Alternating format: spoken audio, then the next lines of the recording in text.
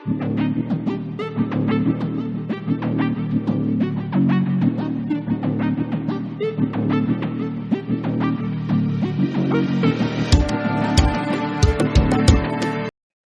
student, today we will discuss the anti-protozoal agent.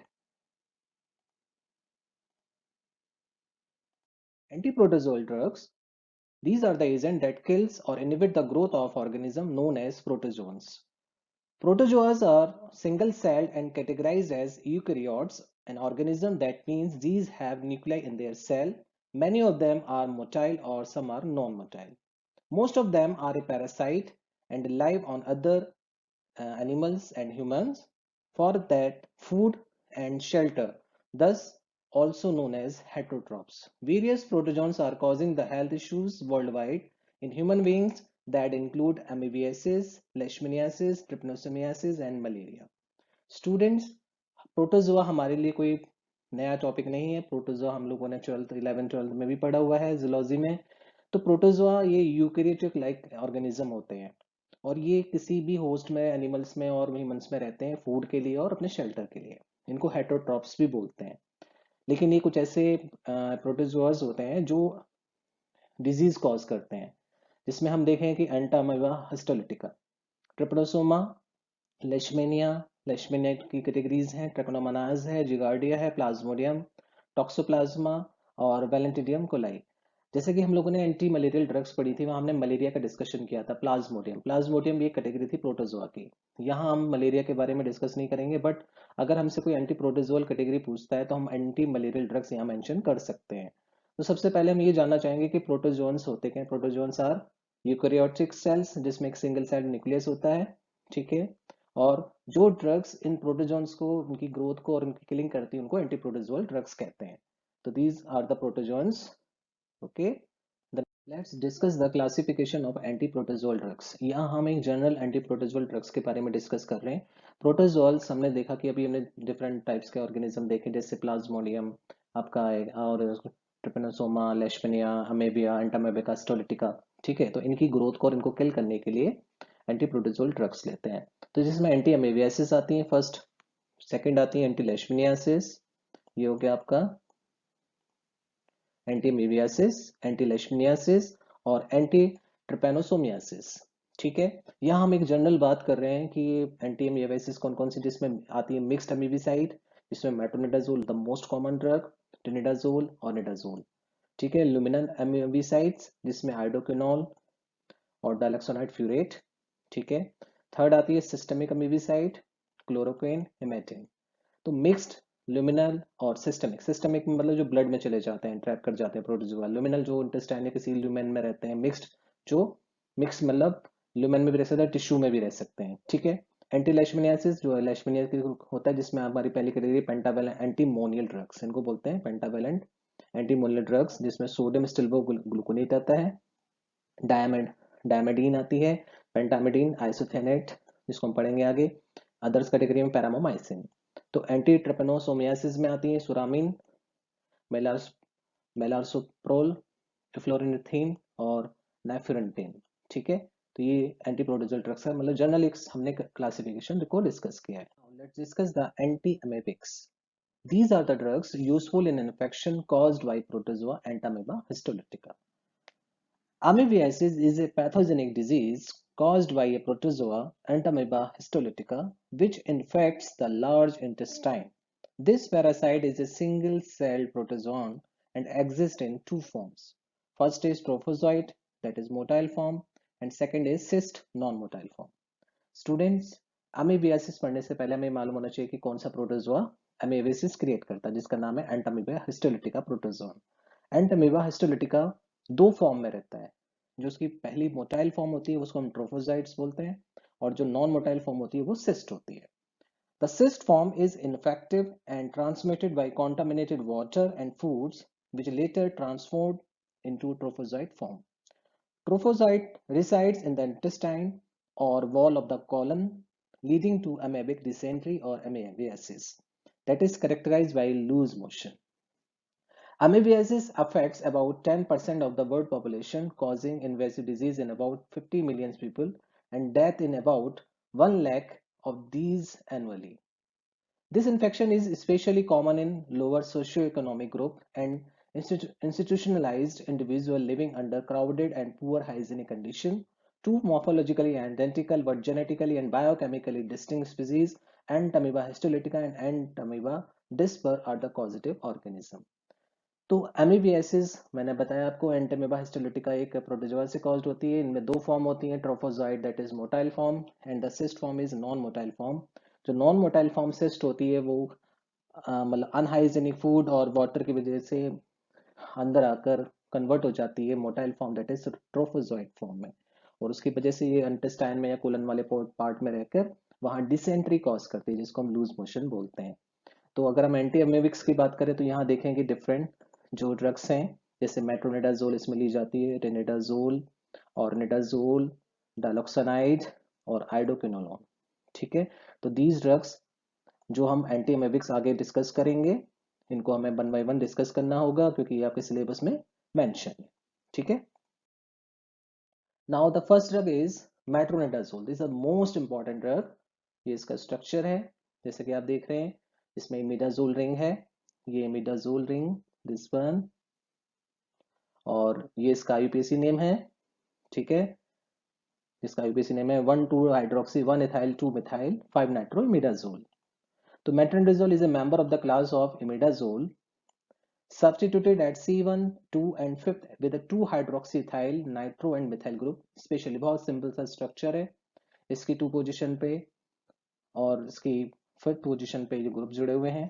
ठीक है, और 5th पोजीशन पे ग्रुप जुड़े हैं। It has activity against anaerobic bacteria and protozoa and has radiosensitizing effect on hypoxic tumor cell। ठीक है, तो उसके बहुत अच्छे एक्शन देखे गए हैं कि मतलब एनरोबिक बैक्टीरिया में भी ये एक्शन दिखाता है और प्रोटोजोआ में भी एक्शन दिखाता है, and has a radio sensitising effect on hypoxic tumour cell. अब हम बात करते हैं इसके मैकेनिज्म एक्शन की। तो मैकेनिज्म एक्शन में हम देखेंगे कि जो इसका मैकेनिज्म है वो फुल्ली इलुसिडेटेड नहीं है, बट क्या होता है कि unionised metronidazole is readily taken up by obligate anaerobic organism and is subsequently reduced by low redox potential electron transport protein to an active intermediate product. Reduced metronidazole causes DNA strand breaks, thereby inhibiting DNA synthesis and bacterial cell growth और pathogen किल हो जाएगा। इसमें सबसे पहले क्या होता है कि जो मेट्रोनिडाजोल है, ये अनआयोनाइज्ड फॉर्म जब एंटर होती है होस्ट में, तो ये कन्वर्ट हो जाती है रिड्यूस फॉर्म ऑफ मेट्रोनिडाजोल। वहां एक प्रोसेस हो रही होती है फेरिडॉक्सिन से, फेरिडॉक्सिन जब रिड्यूस फॉर्म से ऑक्सीडाइज फॉर्म में कन्वर्ट हो रहा होता है, तो ये मेट्रोनिडाजोल होस्ट सेल द्वारा ले ली जाती है और वहां इसका रिडक्शन हो जाता है। जो रिड्यूस फॉर्म फिर जाके उसके डीएनए फ्रेगमेंट्स को तोड़ देती है, डीएनए स्ट्रैंड टूट जाएगा।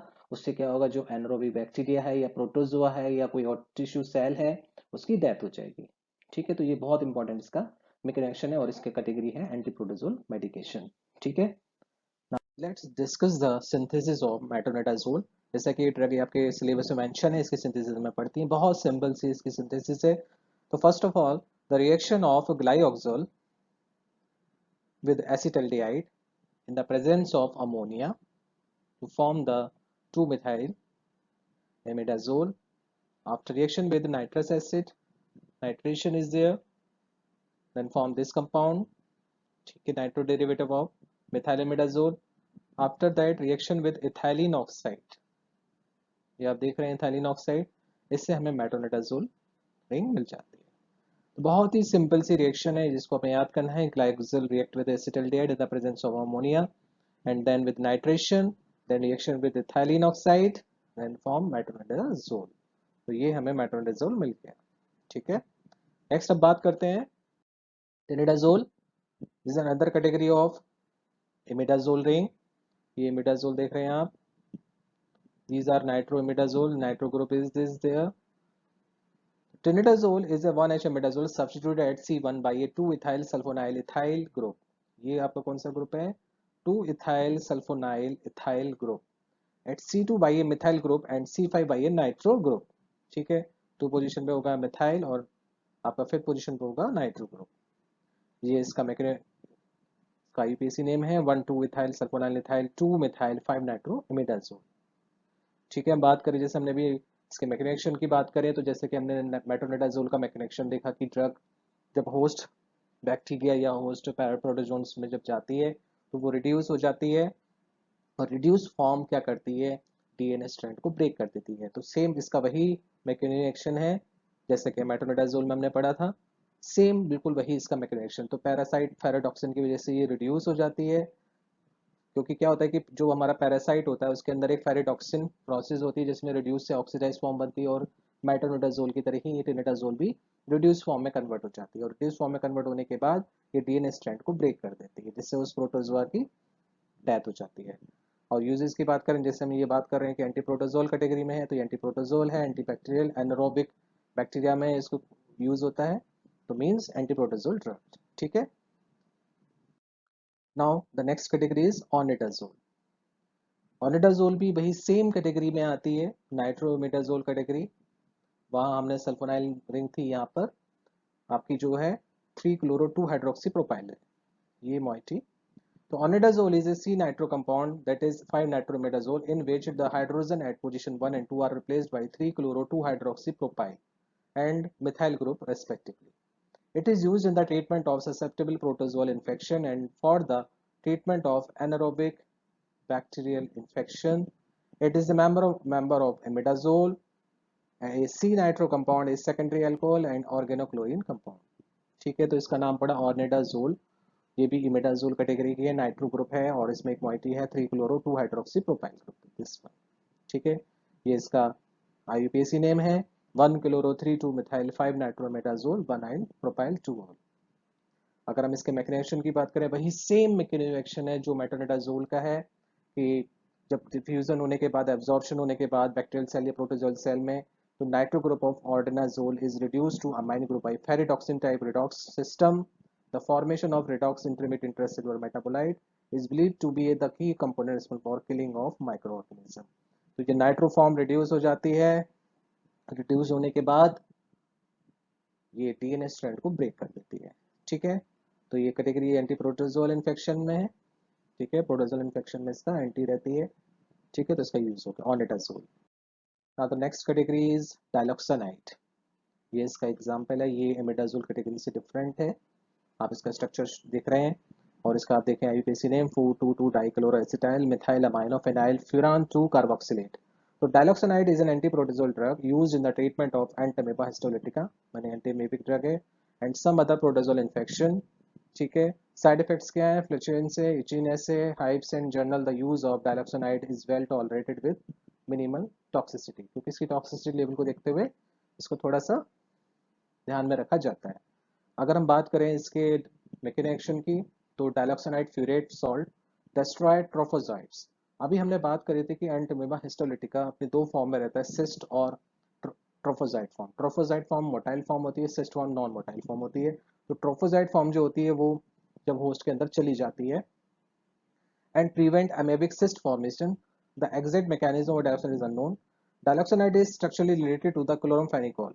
ठीक है, आप ये देखें, अगर हम पढ़ भी चुके हैं क्लोरमफेनिकोल, तो वहां हमने देखा था क्लोरोफेनिकोल एक प्रोटीन सिंथेसिस को इनहिबिट करती है, ब्लॉक करती है। तो सेम इसका मैकेनिज्म एक्शन है, ये भी प्रोटीन सिंथेसिस को ब्लॉक कर देती है।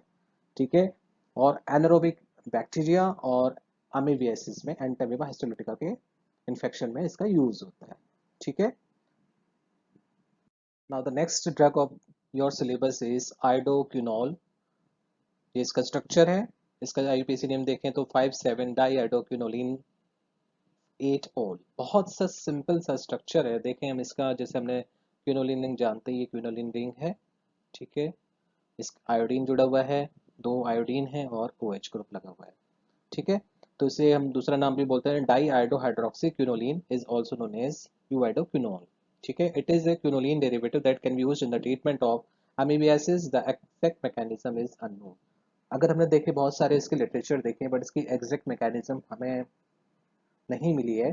बट ये जरूर पता है कि जो इसकी सिस्ट और ट्रोफोजाइट्स फॉर्म होती है एंटमीबा हिस्टोलिटिका की ल्यूमेन में, इंटेस्टाइन की ल्यूमेन में, वो उसको ये बॉडी से बाहर निकालते हैं।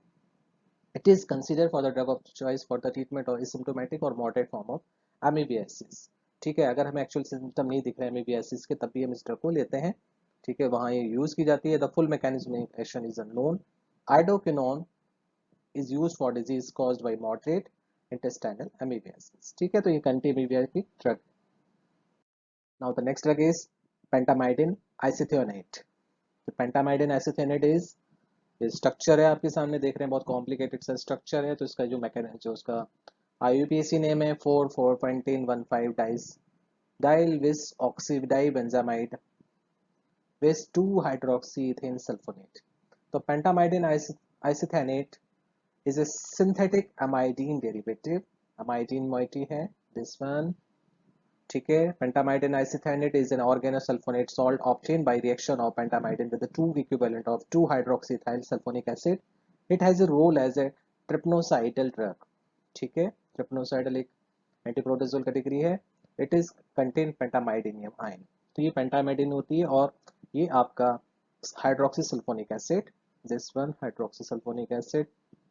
ठीक है, अगर हम बात करें इसके मैकेनिज्म की, तो it is an antiprotozoal that appears to interact with a minor group of AT rich DNA region of the pathogen genome interfering the DNA replication and function. ठीक है, एडेनोसिन और आपका एडेनथाइमिन पार्ट पे DNA region पे ही attack करती है उस पैथोजन के जीनोम पर, जिससे क्या होगा, DNA का रेप्लिकेशन रुक जाएगा। देखिए, एंटी एमेबिक ड्रग्स का हमने अभी तक क्लासिफिकेशन देखा कि DNA स्ट्रैंड को ब्रेक कर रहा है। ठीक है, जो मेटाजोल कैटेगरी की थी। अब इसमें हमने देखा ये DNA रेप्लिकेशन को इनहिबिट कर रहा है। जो पैथोजन का DNA होगा वो क्या करेगा, एडेनिन वाले पार्ट पे जाके एक्ट करेगा। ठीक है, तो इट इज, इसका यूज देखें, it is effective in the treatment of trypanosomiasis, leishmaniasis and some fungal infection, pneumocystis, carinii pneumonia in HIV infective patient. ठीक है, the next drug is atovaquone. इसका स्ट्रक्चर है एटावोक्यून का, एकदम अलग ड्रग है। इसमें नेप्थाक्विनोन मॉइटी है, जैसे स्ट्रक्चर में देख रहे हैं हम, ये आपकी नेप्था क्विनोन मॉइटी। अभी तक हमने देखा है मिडाजोल मॉइटी थी, क्विनोलिन मॉइटी थी। ठीक है, आइसोथेनेट में हमने देखा अमाइडीन मॉइटी है, इसमें नेप्थोक्विनोन मॉइटी रहती है। Atovaquone is a synthetic hydroxy naphthoquinone with antiprotozoal activity. ठीक है, तो ये बहुत अच्छा एक हेट्रोसाइक्लिक कंपाउंड है नेप्थाक्विनोन। Atoboquinone is a naphthoquinone compound having a 4,4-chlorophenyl cyclohexyl group at 2 position and hydroxy substituent at 3 position। तो ये इसके स्ट्रक्चर की बात हो गई। ठीक है, हाइड्रोक्सी ग्रुप प्रेजेंट है। ठीक है, और ये 4,4-क्लोरोफेनाइल साइक्लोहेक्साइल ग्रुप। ठीक है, 2 पोजिशन पर। अब इसका जो हमने IUPAC देखे तो 2,3,4,4-क्लोरोफेनाइल साइक्लोहेक्साइल 4 हाइड्रोक्सी नेप्थलीन 1,2 डाइओन। तो ये ऑर्गेनिक कंपाउंड। ठीक है, अगर हम इसके मैकेनिज्म की बात करें तो इसका मैकेनिज्म थोड़ा अलग है बाकी ड्रग्स से। ये ब्लॉक करता है माइटोकॉन्ड्रियल ET, जो हमारा इलेक्ट्रॉन ट्रांसपोर्ट चेन होती है, वहाँ कॉम्प्लेक्स थर्ड बनता है, हमने पहले भी पढ़ा है बायोकेमिस्ट्री में, जैसे कि रेस्पिरेटरी चेन में। तो जब सिट्रिक एसिड साइकिल होने के बाद इलेक्ट्रॉन ट्रांसपोर्ट चेन होती है, वहाँ ATP का जनरेशन होता है, तो प्रोटोजोआ की रेस्पिरेटरी चेन में ही एंटर कर जाता है। ठीक है, वहाँ पर पैरामिडीन, तो क्या होगा, thereby inhibiting pyrimidine synthesis, preventing DNA synthesis and leading to protozoal death। तो ये आपको ध्यान रखना है कि ये ब्लॉक करता है माइटोकॉन्ड्रियल इलेक्ट्रॉन ट्रांसपोर्ट चेन को, जिसमें कॉम्प्लेक्स 2 होता है। उसके बाद ये इनहिबिट करता है pyrimidine सिंथेसिस को, जो यूज होती है DNA सिंथेसिस में, और उससे क्या होगा, प्रोटोजोल की डेथ हो जाएगी। देखिए, आपको जितनी भी ड्रग्स हैं उनके अलग अलग मैकेनिज्म याद करने हैं फार्माकोलॉजी के बेसिस पे भी, और आपके मेडिसिन केमिस्ट्री में भी पूछे जाते हैं स्ट्रक्चर एंड यूजेस, वो भी आपको ध्यान रखना है। तो एटोवाक्योन एक एंटी मलेरियल भी है, एंटी फंगल भी है, तो ये बहुत इसका मल्टीपर्पज यूज है। ठीक है, नेप्थोक्विनोन डेरिवेटिव है। ठीक है, और ये एंटी फंगल, एंटी मलेरियल और एंटी प्रोटोजोल इन्फेक्शन में काम आती है। ठीक है, तो next drug of your syllabus is eflornithine. ठीक है, इफ्लोरनिथाइन का हम स्ट्रक्चर देखें तो ये इसका IUPAC नेम है 2,5 डायअमाइनो 2 डाइफ्लोरोमिथाइल पेंटेनोइक एसिड। तो बहुत सा सिंपल सा स्ट्रक्चर है, कोई हेटेरोसाइक्लिक रिंग नहीं है। अगर हम देखें इसके स्ट्रक्चर में दिस मॉइटी, तो ये इफ्लोरोनिथाइन इज ए फ्लोरोअमाइन एसिड, फ्लोरोअमाइनो एसिड। ठीक है, इसमें ये कार्बोक्सिलिक ग्रुप जुड़ा है, इसलिए इसको एसिड बोल रहे हैं, अमाइन ग्रुप जुड़ा हुआ है और फ्लोरीन ग्रुप जुड़ा हुआ है, तो इसको बोलते हैं fluoro amino acid, that is ornithine substituted by a difluoromethyl group at 2 position. It has a role as trypanocidal drug. Trypanocidal मतलब हमने पढ़ा था ट्रिपेनोसाइडल ड्रग्स के बारे में. तो it is A fluoro amino acid and alpha amino acid. It derives from ornithine. Ornithine एक ring हम पहले भी एक बार देख चुके हैं ऑर्निथिन, तो वहां पर ये ऑर्निथिन की तरह इसकी मॉइटी होती है. ठीक है, तो इफ्लोरनिथिन इज ए डाइफ्लोरोमेथाइलेटेड ऑर्निथिन. ठीक है, ध्यान रखना ये प्रोडक्ट पूछा जाता है, जीपेट में क्वेश्चन आता है. तो ऑर्निथिन यहाँ से पता ही लग रहा है, और ये ई फ्लोर का मतलब डाइफ्लोरोमेथाइलेटेड. ठीक है, इसमें एक इंपॉर्टेंट और ये एंटी न्यूप्लास्टिक एक्टिविटी भी रखता है, क्योंकि देखो सेल्स को किल कर रहा है, तो सेल्स में डीएनए भी होगा और भी सारे ऑर्गेनेल्स होंगे, तो जहाँ ये इनहिबिट करेंगे इसका यूज होगा. तो इफ्लोरनिथिन reversibly irreversibly inhibit ornithine decarboxylase enzyme which is required for polyamine biosynthesis. polyamine biosynthesis की जरूरत होती है कि जब कोई proliferation और जब कोई इन्वेजन होता है, पेनिट्रेशन होता है होस्ट का, तो ये वहाँ यूज होते हैं, thereby inhibiting the formation and proliferation of tumour cells. अगर हम एंटी न्यूप्लास्टिक की बात करें, तो polyamines are involve in the nucleosome oligomerization and DNA conformation, creating a chromatin environment that stimulate neoplastic transformation of cell. This agent has been shown to induce apoptosis in lymphoma cells. ठीक है, it is use to treat African trypanosomiasis, sleeping sickness जिसको हम बोलते हैं. ठीक है, and is excessive hair growth on the face in women. Sleeping sickness नाम सुना होगा आपने, तो ट्रेपनोसोमियासिस ये वहाँ यूज होता है. ठीक है, एंटी न्यूप्लास्टिक एक्टिविटी होती है, ऑर्निथिन डीकार्बोक्सिलेज एंजाइम को इनहिबिट करता है, उसकी वजह से पोलामाइन बायोसिंथेसिस रुक जाती है, और आगे की प्रोसेस जैसे प्रोलिफरेशन है, इन्वेजन है, ये सारी चीजें रुक जाएंगी. उससे क्या होगा, उस सेल्स की डेथ हो जाएगी. ठीक है स्टूडेंट्स, ये आपकी डिफरेंट कैटेगरी थी इनकी प्रोटोजोल की, जिसको आपको याद करना है. Thank you.